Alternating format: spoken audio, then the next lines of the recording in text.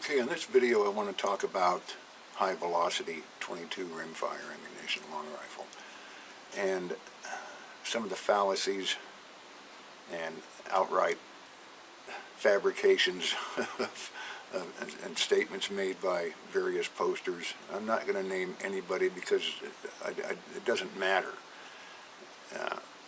in the overall scheme of things, but like I said, I did a lot of investigation into this, and what it boils down to is people say, oh, I'm shooting this, and this is all at 100 yards now, okay? People are saying, oh, I can keep them in sub-MOA at 100 yards and that, and you know what? I am calling BS on all of those statements, and there's a reason for it. Supersonic or high velocity, which is all supersonic, and supersonic is 1,125 feet per second. Supersonic ammunition or high velocity ammunition stays supersonic coming out of the muzzle, but at 100 yards it's a whole different story, and there's a reason for that. The reason is that the high velocity bullets, for the most part, by a large majority part, don't stay supersonic at 100 yards. They go subsonic. And what happens is that with the bullet is that especially on 22s, long rifles, is that when a supersonic or a high velocity bullet goes supersonic, it breaks the sound barrier. Well, you have the bullet coming out here at the supersonic speed, and when they hit, you've got the sound wave. The supersonic sound wave is right behind it, and when the bullet goes subsonic, the supersonic sound wave is going to hit the bullet, keep going, and now this bullet becomes very unstable. It starts to wobble and tumble and do all kinds of weird little things that affect the accuracy of the bullet. And at 100 yards, in some cases, that can be as much as a 2-inch inaccuracy. You know, sometimes it's a little bit less. It just depends on the bullet and the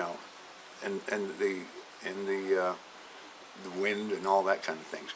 Now, I called SAMMI, which is the Small Arms and Ammunition Manufacturers Institute, which is the standardization and the controlling body in the United States for small arms and ammunition.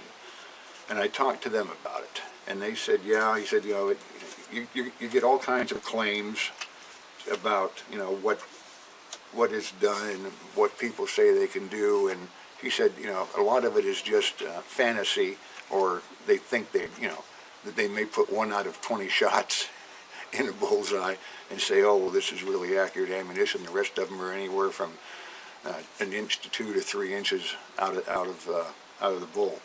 In any case, when I talked to him about this, he sent me a list of 43 different high velocity ammunitions that are readily available in the United States, and those are CCI, Winchester, Aguila, Federal, Remington, Fiocchi, American Eagle, which is Federal, Blazer, and RWS.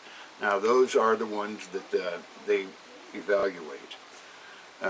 There's Wolf, and there's all these other ones, Lupa, or Laupa, or however you want to pronounce it, that are manufactured overseas, and it's not that common here in the States. Granted, you can buy it mail order, but it's not something that's readily available, so they didn't consider that.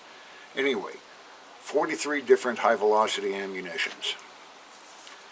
And what they take into consideration is the velocity through 200 yards, the energy, which I'm not going to discuss because that's for hunting, and we're talking here punching holes in paper targets, which is what I do, as I consider myself a precision shooter.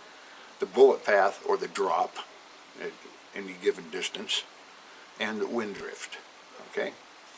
Now, there are only, out of those 43 different ammunitions, only 4 stay supersonic at 100 yards, which means only 4 are not affected by the sound wave, the speed of sound wave catching up to the bullet before it reaches 100 yards.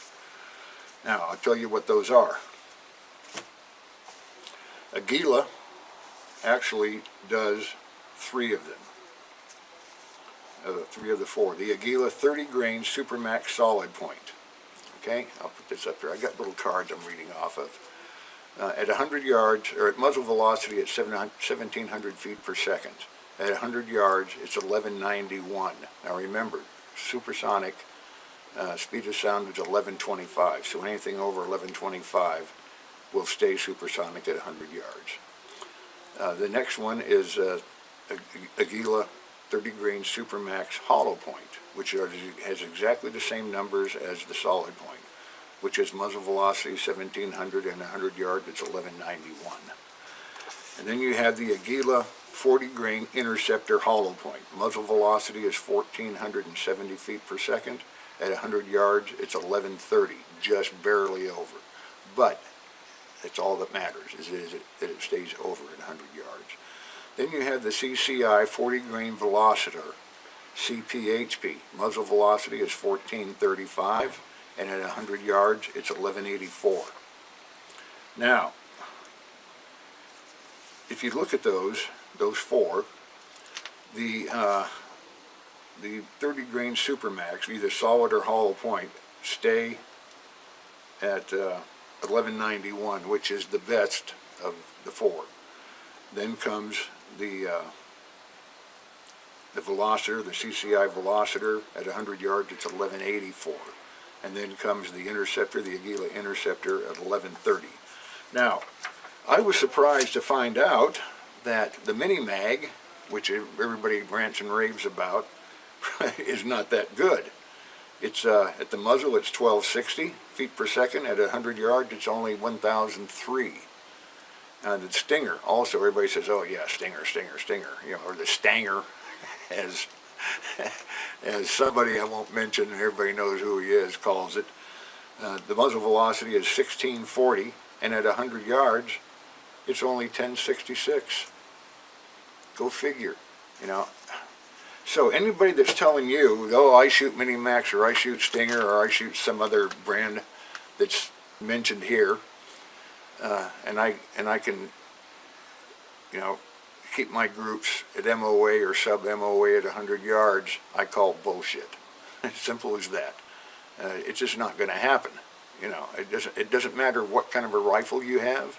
You could have a $3,000 precision rifle, and if you're using that ammunition, it ain't happening, people. That's it, period. Now, these are all high velocity. I'm going to do another one that does a comparison on the on subsonic, but I'm not going to do it right now.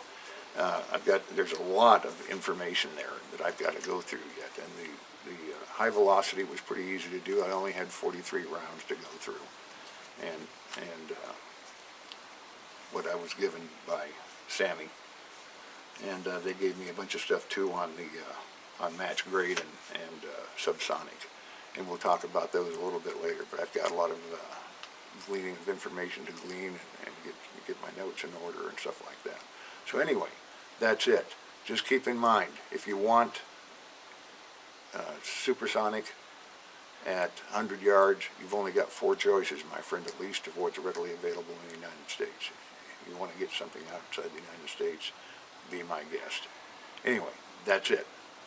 I hope this is informative for you, and it gives you a little bit of an edge on determining which ammunition your rifle likes best at 100 yards.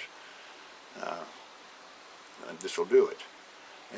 And also, this also brings up one point, is why international matches are at 25 yards and 50 yards. Because you don't need high velocity at that. Now, at high velocity, anything at 50 yards and that, they're all still supersonic. And this all happens between 50 and 75 yards of where everything goes down the tubes. So I'll leave it at that, and we'll see you in the next one when I do the standard velocity and the subsonics. Okay, we'll talk to you then. Thanks for watching. Bye bye.